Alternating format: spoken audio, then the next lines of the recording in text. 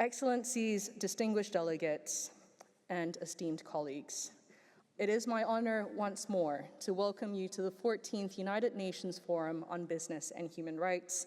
Established in 2011 by the Human Rights Council, this forum is the world's largest gathering dedicated to advancing the UN Guiding Principles on Business and Human Rights, the authoritative global standard, clarifying the state duty to protect human rights, the corporate responsibility to respect them, and the need for access to effective remedies.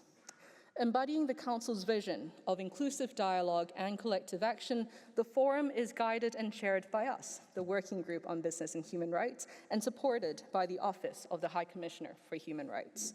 But much of this is not possible without you, the vibrant community of business and human rights practitioners that I see before me today.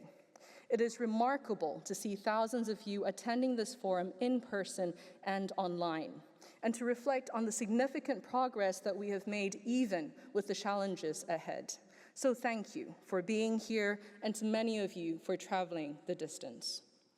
Organizing this year's forum has not been easy, however, with the UN's liquidity crisis stretching resources thinner than before.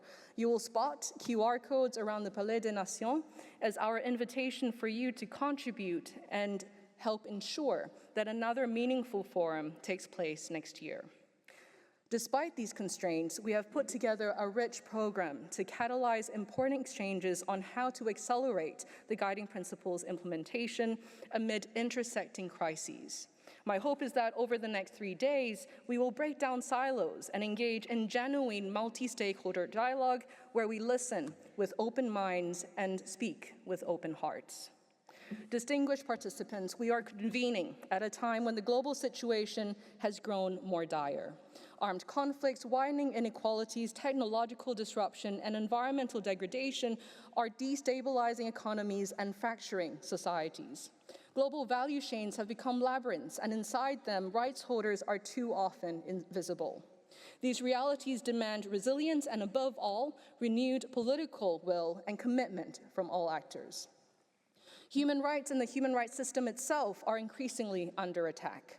Since the last edition of this forum, the Working Group has issued 185 communications on alleged human rights violations and abuses in the context of business activities.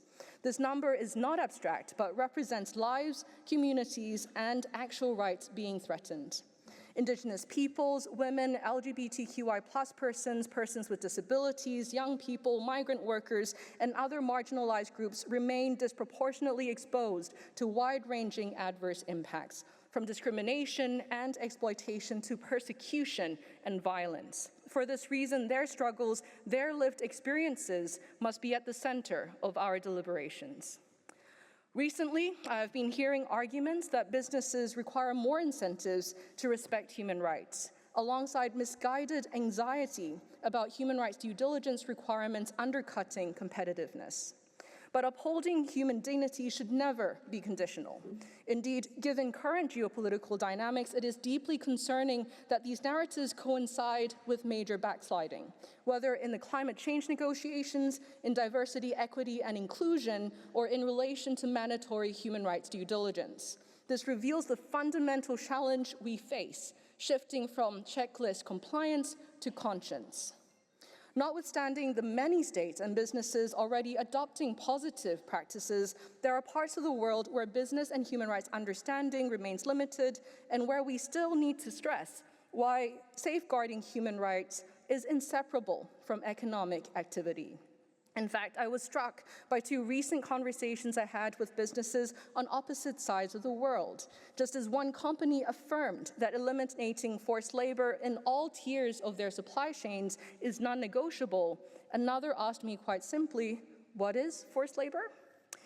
The Working Group's thematic reports, including the latest ones on artificial intelligence and labor migration, highlight through extensive consultations how human rights due diligence is not only actionable, but achievable. As businesses step forward to champion human rights, states must create an enabling environment that supports, not penalizes them for doing so. And in turn, businesses should strengthen, not weaken, state efforts to realize the smart mix of measures. Likewise, human rights defenders must never be punished for speaking truth to power. Amid today's precarious realities, we need them more than ever to be the guardians of accountability. Their safety must be guaranteed wherever and whenever they exercise their rights and perform their legitimate work, including at this UN forum.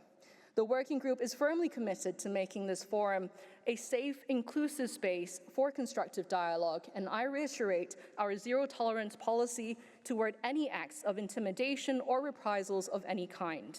Everyone must be able to express their views freely, safely, and meaningfully. Distinguished guests, in these turbulent times, stability is prized, but it cannot endure without trust or the rule of law. To anchor progress and rebuild the social contract, the guiding principles must remain our compass and a beacon of hope. As risks multiply, so must our resolve. From crisis, just transformation can emerge, but only if people of conscience demonstrate the conviction to speak out against atrocities, to speak up for those abused, and to speak fearlessly for human rights when coercion pressures us to stay silent. Thank you again for your commitment. Let us act as a global community to drive leadership, to foster collaboration, and make bold choices that defy the privileges of power so that current and future generations may thrive. Let us make these days count, and let us do what is right for human rights. Thank you.